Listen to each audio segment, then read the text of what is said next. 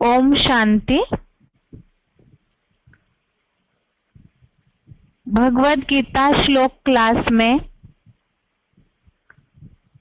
आज अध्याय 6 का जो आधे श्लोकों का सार बचा हुआ है उसे समझेंगे। पिछले हफ्ते श्लोक नंबर 1 से 23 तक, पिछले हफ्ते अध्याय 6 के श्लोक नंबर 1 से श्लोक नंबर 23 तक के श्लोकों का सार हमने देखा है, जिसमें लास्ट के श्लोकों में जिस तरह से उल्लेख आया हुआ था कि आत्मिक स्थिति की, आत्मजयी होने की प्रैक्टिस कैसे करनी है और जो आत्मिक स्थिति में स्थित होने वाले हैं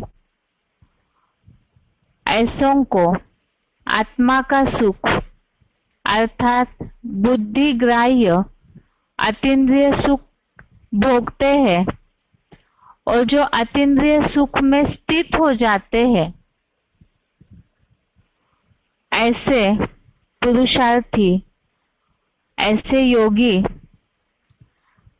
महामृत्यु के समय भी महान दुख से विचलित नहीं होते और इसीलिए ऐसे दुखों की प्राप्ति से दूर करने वाले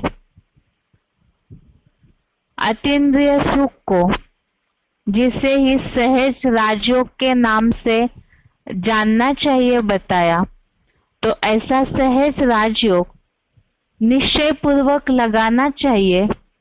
ऐसे श्लोक नंबर 23 तक के श्लोकों में उल्लेख आया। अब यह सहज राजयोग निश्चय पूर्वक लगाना है तो उसकी विधि क्या है, किस तरीके से उसे लगाना है, उसे भी अगले श्लोकों में बताया है। श्लोक नंबर 24, श्लोक नंबर 24, संकल्प से पैदा सब कामनाओं को निसंकल्प हो पूरी तरह त्याग कर मन से ही इंद्रिय समूह को सब ओर से विशेष रूप से नियमित कर।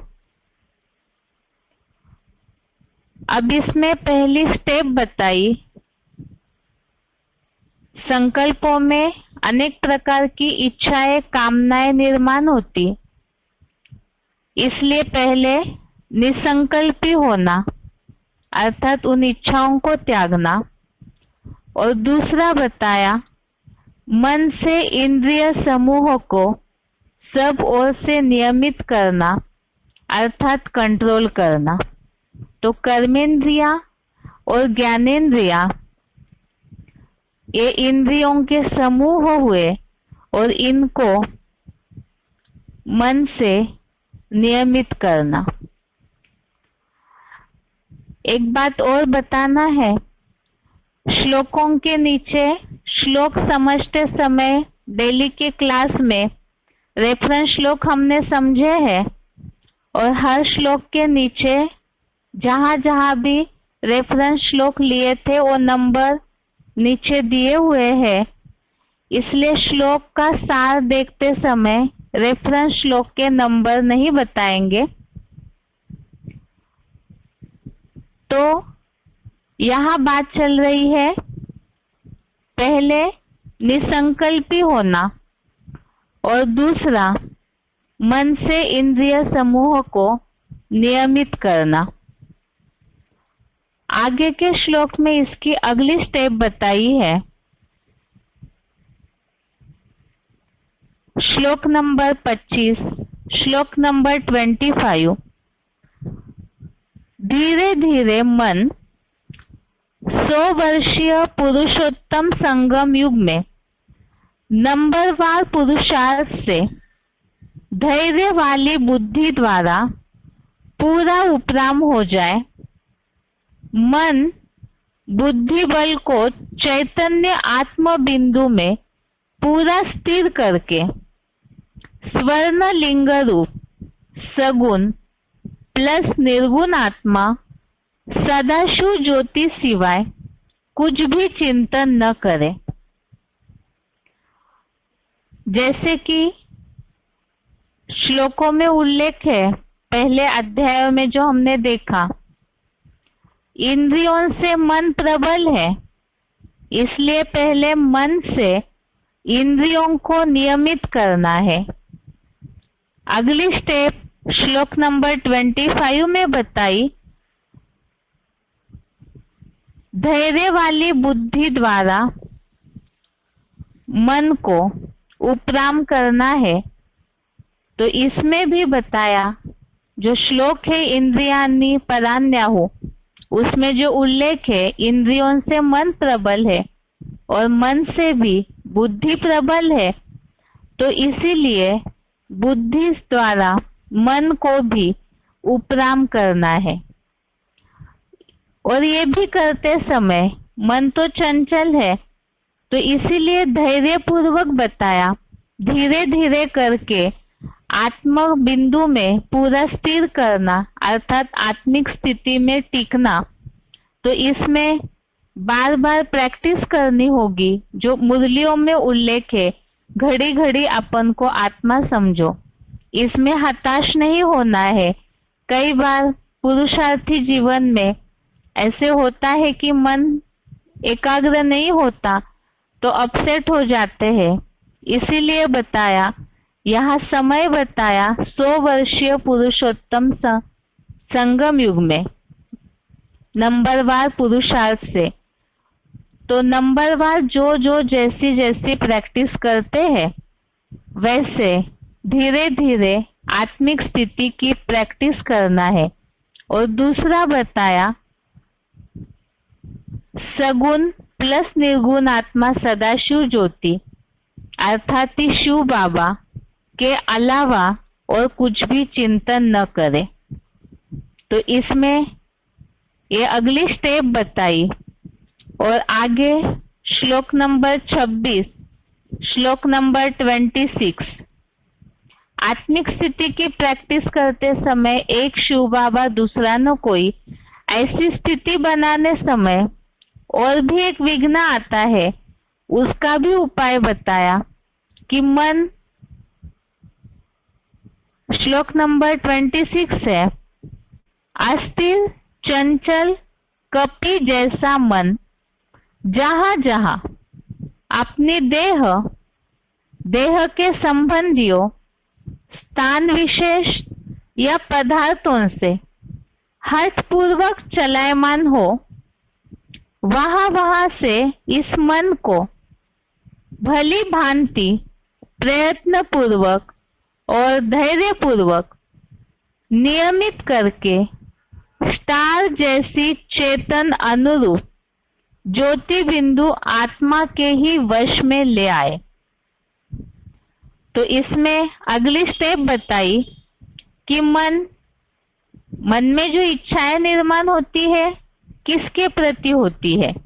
अपनी देह, या तो देह के संबंधी, या तो पदार्थ, या तो स्थान विशेष। और कई बार मन के संकल्प इतने हठी हो जाते हैं कि चाहते हुए भी वो संकल्प कई बार नहीं रुकते हैं। इतनी ज्यादा चंचलता कि लगातार उसी विषय पर संकल्प चलते रहते हैं। तो बताया, जहां जहां ये मन हठपूर्वक चलायमान होता है, तो वहां से प्रयत्न पूर्वक और धैर्य पूर्वक इसे नियमित करके, और नियमित करना अर्थात क्या करना है? तो संकल्पों के द्वारा मन संबंध, पदार्थ, स्थान विशेष, अपनी देह के प्रति अगर विचार संकल्प बार बार निर्माण होते हैं, तो वहां से हटाकर आत्म बिंदु में ही बार बार उसे ले जाना है। संकल्पों से जो बताया निसंकल्पी होना, तो ऐसे आत्मा के ही वश में इस मन को लेकर के आना है। तो ऐसे जब करते हैं, पहले इंद्रियों को नियमित किया, फिर मन को बुद्धि द्वारा नियमित किया, एक शिव बाबा दूसरा न कोई की स्थिति बनाई। ऐसे बनाते समय अगर मन कहीं भागता है तो उसे फिर से खींच के आत्म बिंदु की स्थिति में ले आना है। तो मन की चंचलता स्थिर हो जाएगी, मन शांत हो जाएगा। तो क्या होगा उसके बारे में बताया है श्लोक नंबर 27, श्लोक नंबर 27 में। क्योंकि भली भांति शांत मन वाले, शांत रजोगुण और तामसी गुण वाले राजधारी इस योगी को परम ब्रह्म जनित, दोष रहित, सर्वोत्तम अतीन्द्रिय सुख होता है। तो पहले शांति जरूरी है।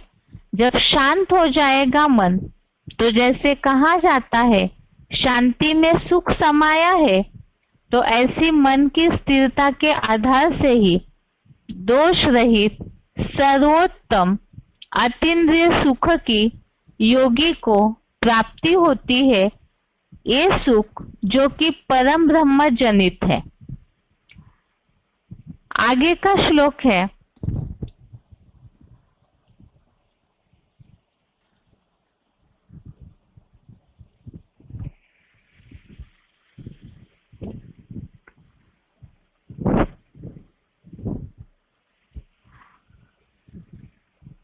आगे का श्लोक है,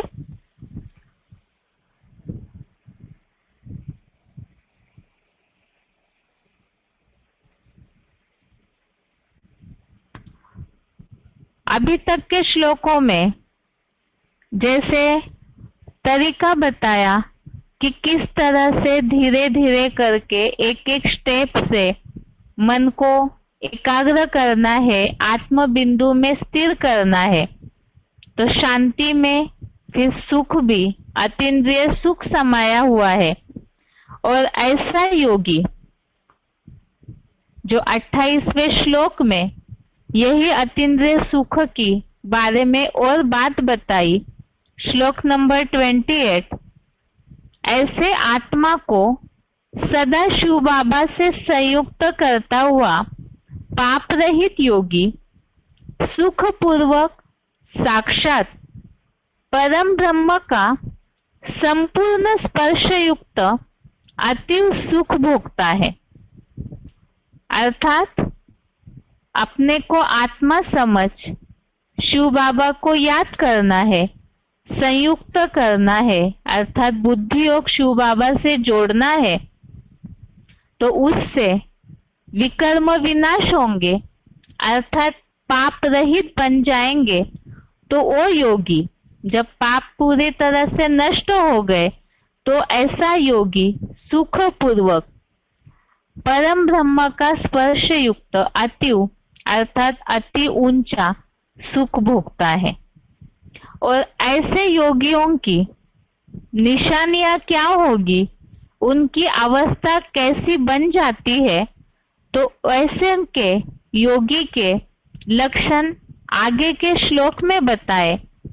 श्लोक नंबर 29, 29, परम पिता परमात्मा की याद में लगी हुई आत्मा सर्वत्र समान भाव होकर समस्त प्राणियों में स्थित ज्योति बिंदु में भरे चेतन रिकॉर्ड रूप आत्मा को अथवा सब सांसारिक प्राणियों को स्टार जैसे आत्म रूप में बुद्धि रूपी तीसरे ज्ञान नेत्र से देखता है।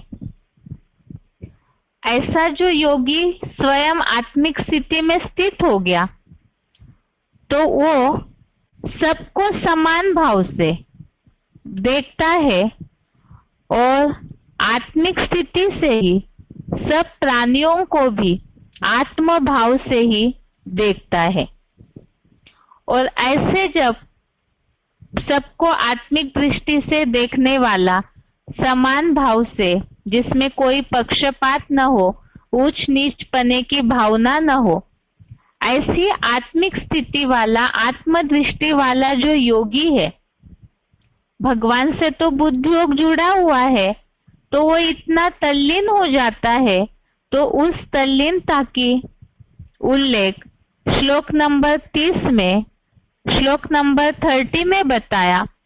जो प्रेमी जैसा सर्वत्र मुझे देखता है और बीज में वृक्ष जैसा मुझ शिव बाबा में सबको देखता है, अर्थात आत्मा सो परमात्मा के अज्ञान से दूर है, मैं उससे कभी दूर नहीं होता और वह खास पुरुषोत्तम संगम युग में मेरे से भी अदृश्य नहीं होता। तो ऐसा लीन स्थिति वाला योगी, जैसे प्रेमी को हर जगह पे वही वही दिखाई देता है, इसी तरह योगी को हर जगह भगवान ही भगवान दिखाई देता है। जैसे कि उसे वृक्ष को देखने की आवश्यकता नहीं है, पत्ते पत्ते को देखने की आवश्यकता नहीं, बीज में ही सारे वृक्ष को देखता है, अर्थात शिव बाबा में ही, एक भगवान में ही, और सारे संसार को देखता है, अर्थात उनका बुद्धि योग और कहीं भी भटकता नहीं है। जो ऊपर के श्लोकों में उल्लेख आया कि मन चंचल होके देह के संबंधी पदार्थों में भागता है, तो योगी का मन ऐसे कहीं भी भागेगा नहीं। और खास बात बताई कि उनसे भगवान कभी दूर नहीं होता और वो योगी भी भगवान से कभी दूर, अर्थात अदृश्य नहीं होता। आगे के श्लोक में और उल्लेख बताया कि ऐसा योगी और कैसी अवस्था वाला होता है। श्लोक नंबर 31, श्लोक नंबर 31, पुरुषोत्तम संगम के मुकर्रर अर्जुन रथ में एक व्यापी परम पिता शिव को जो योगी सब प्राणियों में नंबरवार योग ऊर्जा से स्थित मुझे भजता है, वह श्रेष्ठ योगी सब प्रकार से व्यवहार करते भी मेरे परम पार्टधारी हीरो परमात्मा रूप दिल में है। ऐसा योगी जो सब उसे भगवान ही भगवान दिखाई देता है, जिसके लिए बताया कि भगवान की योग ऊर्जा सभी में व्याप्त है, इस भाव को समझते हुए वो अपना कर्म करता है। जो ऊपर के श्लोकों में उल्लेख आया कि योगी निष्क्रिय निठल्ला नहीं है, तो सब प्रकार से व्यवहार करता हुआ, अर्थात कर्म योगी है। और ऐसा कर्म योगी हर समय भगवान के दिल में ही समाया हुआ है। श्लोक नंबर 32, श्लोक नंबर 32 में योग का पुरुषार्थ करने वाले तो नंबरवार है, उसमें कौन सा योगी परम मान्य है, श्रेष्ठ मान्यता वाला है, उनके बारे में बताया। जो पशु पक्षी कीट आदि सब प्राणियों में आत्म भाव से सुख को व दुख को समान देखता है, वह आत्मदृष्टि वाला योगी परम मान्य है। तो स्वयं जो आत्मिक स्थिति में स्थित हुआ योगी भगवान से बुद्धि योग जोड़ा हुआ है, ऐसा सभी को समान भाव से देखने वाला, सबको आत्मिक दृष्टि से ही देखने वाला, ऐसा योगी सब स्थिति परिस्थितियों में, वस्तुओं में भी समानता रखता है। जो बताया सुख और दुख को भी समान देखता है, तो ऐसे समान स्थिति में अर्थात एकरस स्थिति में जो योगी स्थित है वो योगी परम मान्य है। अब यहाँ तक तो जो श्लोकों में टॉपिक चल रहा था योगी के बारे में, उसे कैसे अपनी स्थिति ऊंची बनानी है, वो तरीका सारा भगवान ने अर्जुन को समझाया कि किस तरह से योगी ऊंची अवस्था में चढ़ने के बाद अतीन्द्रिय सुख को अनुभव कर सकता है। ये सारे योगियों के लक्षण और योग का तरीका, विधि और लक्षण बताए। अब आगे के श्लोकों में अर्जुन को भगवान के इतनी सारी बातें समझाने पर प्रश्न निर्माण हुआ है, जिसके बारे में उल्लेख आया मन के निग्रह का विषय। अर्जुन ने श्लोक नंबर 33, श्लोक नंबर 33 में भगवान से पूछा है, निग्रह अर्थात रोकना, मन को रोकने का विषय अर्थात मन को कंट्रोल करने के बारे में। अर्जुन को प्रश्न निर्माण हुआ कि ऐसी स्थिति बनते समय क्या समस्या निर्माण होती है, जो बताया, हे मधु जैसे मीठे काम विकार के हंता शिव बाबा, आपने साम्यता द्वारा जो यह योग कहा है, उसके लिए मेरे कपि मन की चंचलता या अपनी आसक्तियों के कारण कोई स्थिर आधार मुझे दिखाई नहीं देता। जन्म जन्म की चंचल दृष्टि आत्म दृष्टि में विघ्न है। तो ये जो समान स्थिति वाला योग, हर समय समान स्थिति समान दृष्टि रखनी चाहिए ऐसे बताया, लेकिन अर्जुन को मन की चंचलता के कारण स्थिरता नहीं आ सकती है, कोई आधार नहीं दिखाई देता, क्योंकि चंचल दृष्टि हो जाती है, ऐसे प्रश्न निर्माण हुआ। आगे के श्लोक में अर्जुन ने भगवान को मन के और भी गुणधर्म बताए, जो कि ऐसे योगी बनने में कठिनाई निर्माण होती है। श्लोक नंबर 34, श्लोक नंबर 34। हे आकर्षण मूल शिव बाबा, अर्जुन पूछ रहे हैं, मन बंदर जैसा चंचल है, इंद्रियां मत डालता है, बड़ा बलवान है, हठी है, क्योंकि मैं उस सात्विक बुद्धि रहित बेलगाम घोड़े का रोकना मुश्किल से हठयोग पूर्वक रोकी जाने वाली प्राणवायु समान अति कठिन मानता हूँ। तो इसमें मन के सारे स्वाभाविक गुणधर्म बताए, जो नंबरवार सभी अनुभव करते हैं। एक तो बंदर जैसा चंचल, इंद्रिया मत डालता है, अर्थात इंद्रियों में मन के संकल्प हलचल निर्माण करते हैं कि इंद्रिया भी चंचल हो पड़ती है।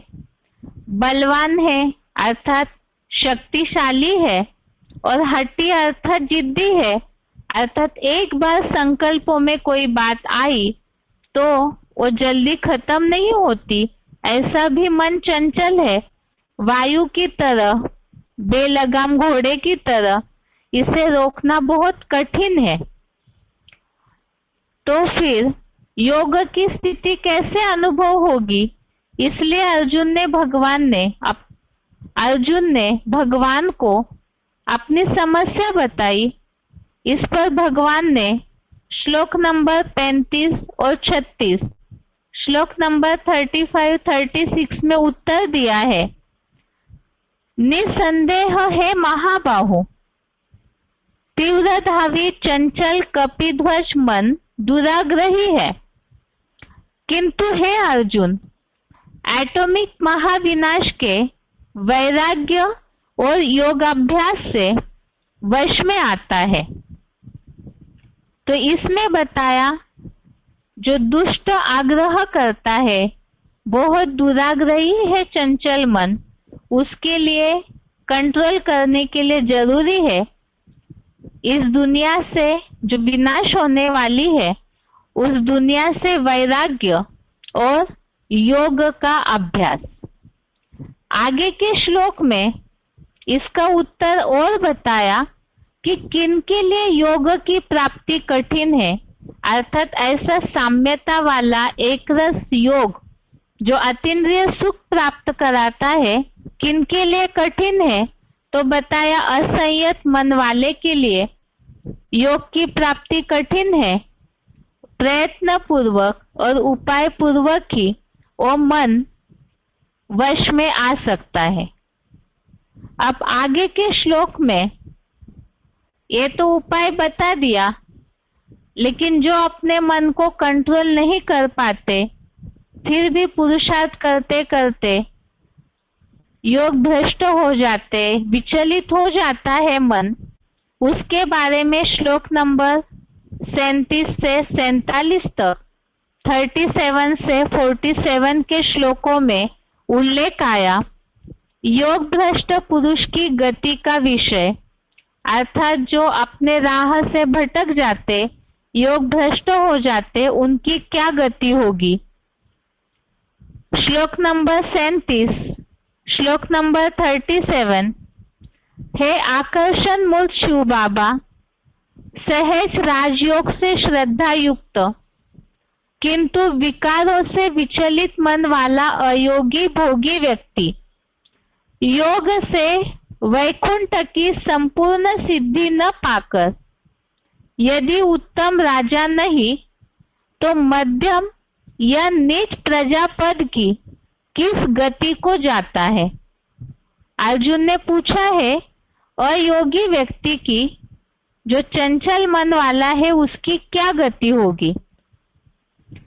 आगे और भी पूछा अर्जुन ने 38 नंबर के श्लोक में, हे विशाल भुजी अष्टमूर्ति शिरोधारी शिव बाबा, परम ब्रह्म के मार्ग में भूला हुआ सर्वथा स्थिति भ्रष्ट योगी, अभ्यास और वैराग्य दोनों से भ्रष्ट हुआ हताश हुआ व्यक्ति फटे बादल की तरह कहीं पागलों जैसी स्थिति में नष्ट तो नहीं होता।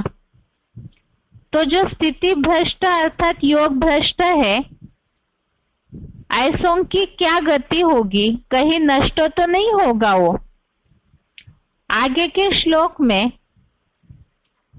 अर्जुन इस बात को जानते हैं, क्योंकि इतना सारा वार्तालाप अभी तक अर्जुन भगवान से किए हैं, तो अर्जुन समझ चुके हैं भगवान के अलावा और कोई भी उनके संशयों का निराकरण नहीं कर सकते, समाधान नहीं कर सकते।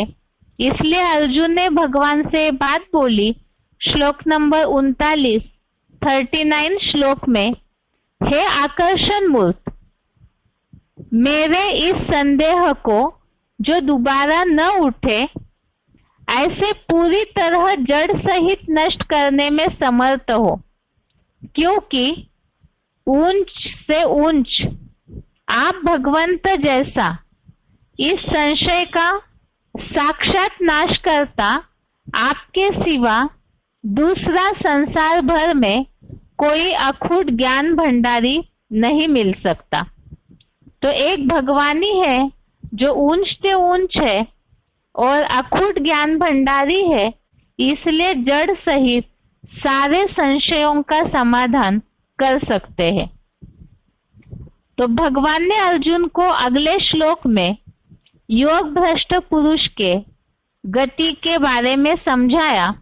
श्लोक नंबर 40, श्लोक नंबर 40 में भगवान बोल रहे हैं कि हे पृथ्वीपति, उस योगी का न इस नारकीय पृथ्वी लोक में या देवलोकीय परलोक में भी सर्वथा विनाश नहीं होता, क्योंकि हे तात, कोई भी ज्ञान सूर्य विवस्वत की कल्याणकारी आत्म किरण स्वरूप सूर्यवंशी बनी औरत संतान दुर्गति में नहीं जाती। तो जो ज्ञान सूर्य की संतान बनी है, एक बार जो ब्राह्मण बन गए, उनका पुरुषार्थ व्यर्थ नहीं जाता और वो भी दुर्गति में नहीं जाती। जो डायरेक्ट ज्ञान सूर्य की औरत संतान जो ऊंची संतान बनी है। आगे और भी बताया, श्लोक नंबर 41, श्लोक नंबर 41 में योग भ्रष्ट व्यक्ति पापात्माओं के नारकीय लोक में सीधा नहीं जाता, पुण्यात्माओं के लोकों को यही पाकर अनेक वर्षों तक साधारण समझे गए प्रजावर्ग के सामान्य जीवन में रहकर श्रेष्ठ कुल के एक नारी सदा ब्रह्मचारी गृहस्थियों में पवित्र श्रीमंतों के घर में जन्म लेता है। तो दुर्गति तो नहीं होती, अर्थात वो सीधा नरक लोक में नहीं जाएगा, बल्कि पवित्र श्रीमंतों के घर में जन्म लेता है।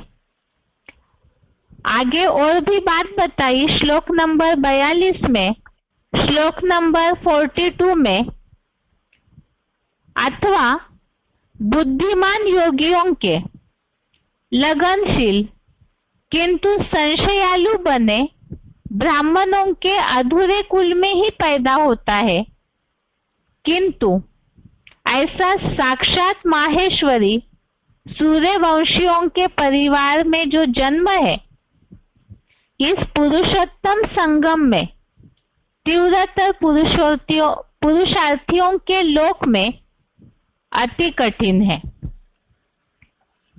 तो इसमें दूसरी बात भी बताई, या तो फिर संशयालु बने अधूरे ब्राह्मणों के कुल में पैदा होता है, और एक बात का उल्लेख किया कि पुरुषोत्तम संगम में तीव्रतर पुरुषार्थियों के लोक में जो जन्म है वो अति कठिन है।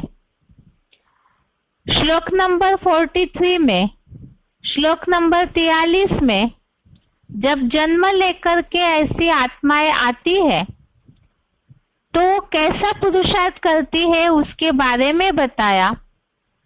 वहां ब्राह्मण बने पूर्व जन्म से प्राप्त वह एडवांस रुद्र गणों का बुद्धि संयोग पाता है, और फिर हे कुरुवंशियों के ठेठ घमंडी स्लामी बोधि आदि विधर्मियों के भी प्रहलाद आनंददाता अर्जुन पुनः एडवांस ब्राह्मण परिवार में विष्णु लोकीय वैकुंठ की संपूर्ण सिद्धि पाने हेतु यत्न करता है।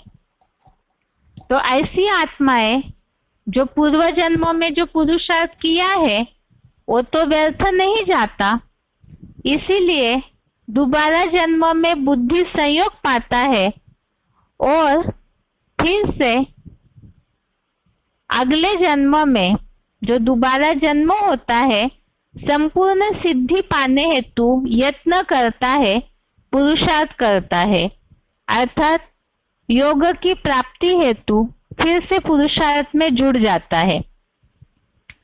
श्लोक नंबर 44 में, श्लोक नंबर 44 में वो कैसा पुरुषार्थ करता है। दोबारा पुरुषार्थ तो शुरू किया, वो पुरुषार्थ उनका ऐड हो जाता है तो फिर से कोशिश करने लगते हैं, तो कैसा पुरुषार्थ करता है उसके बारे में बताया। उस पूर्व जन्म के अभ्यास द्वारा ही वह अर्ध योगी ब्रह्मावत्स स्वतः विवश होकर योग सिद्धि हेतु खींचता है और राजयोग का थोड़ा ज्ञान पाने का इच्छुक भी झांझ मजीरा की आवाज वाले भक्ति मार्गी चतुर्मुखी ब्रह्मा के पार परम ब्रह्म में चला जाता है। अब जैसे श्लोक में 43 नंबर श्लोक में उल्लेख आया कि बुद्धि संयोग पाता है। जैसे कि एडवांस कोर्स में ये बात का उल्लेख मुरलियों में भी आता है, राम को धनुष बाण मिले, लचीला ऐसा बाण मिलता है जिससे कि वो तीव्र पुरुषार्थ कर सके। तो यही उनके तीव्र पुरुषार्थ की निशानी है जो उनको भगवान से वर्षे के रूप में राम को धनुष्य बाण मिले। और ऐसे ही नंबरवार जो योगी है उनको भी वो प्राप्ति होती है। और ऐसी आत्माएं पूर्व जन्म का पुरुषार्थ ऐड होने के कारण जो बताया भक्ति मार्ग वाले जो चतुर्मुखी ब्रह्मा है, आवाज वाली जो भक्ति मार्गीय दुनिया है, उससे भी पार परम ब्रह्म में चला जाता है।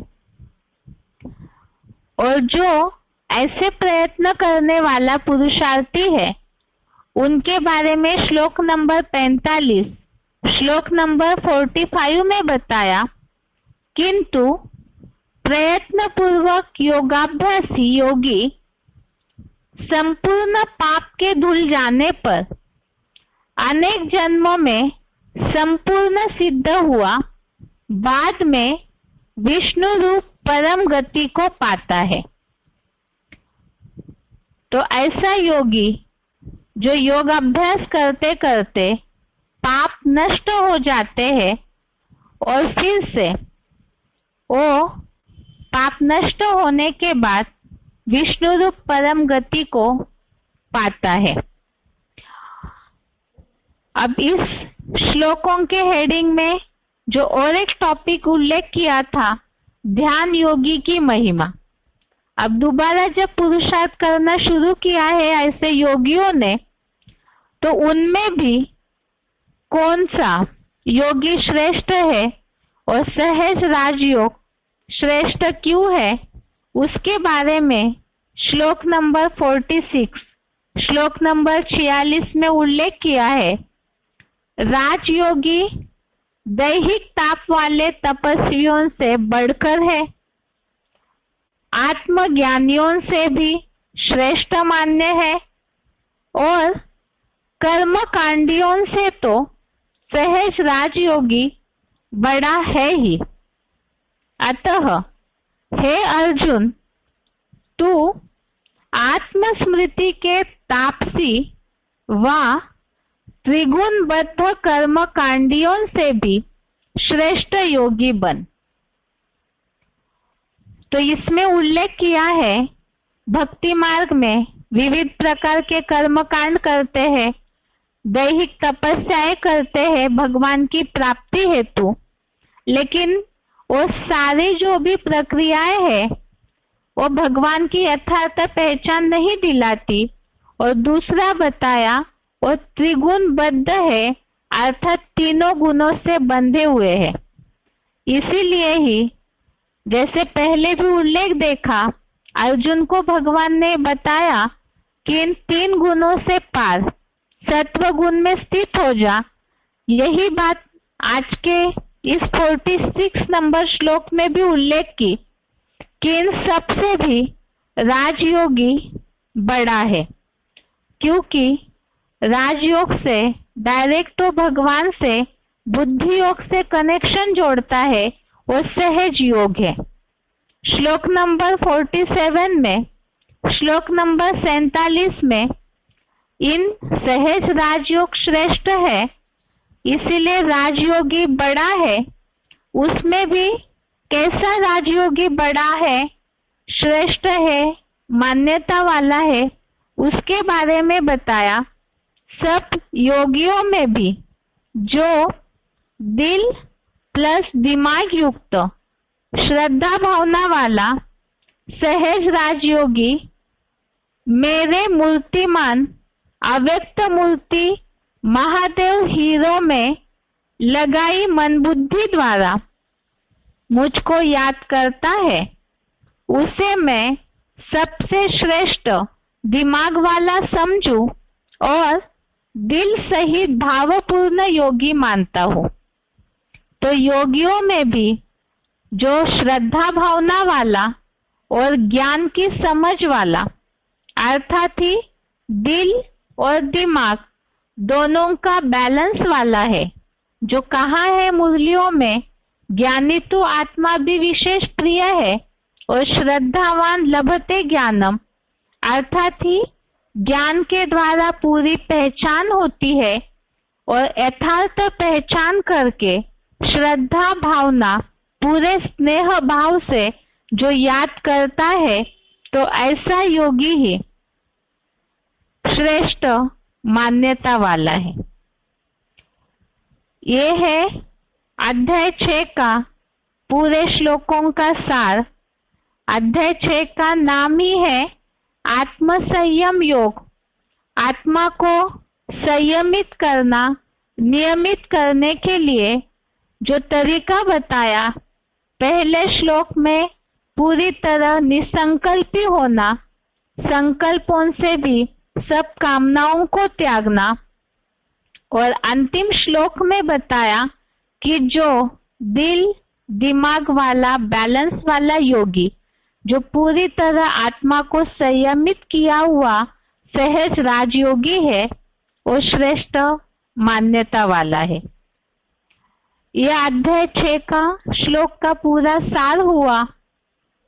कल के और परसों के क्लास में, शुक्रवार को वैसे हर हफ्ते बेसिक कोर्स होता है, लेकिन कल के क्लास में और शनिवार के क्लास में अध्याय 6 के श्लोकों के आधार से समस्याओं का समाधान देखा जाएगा। और रविवार को जो श्लोक टेस्ट है, उसमें श्लोक नंबर 24 से श्लोक नंबर 47, श्लोक नंबर 24 से श्लोक नंबर 47 तक के श्लोकों पर प्रश्न होंगे। इसके साथ ही आज के लिए गीता क्लास यहाँ पूरा होता है। ओम शांति।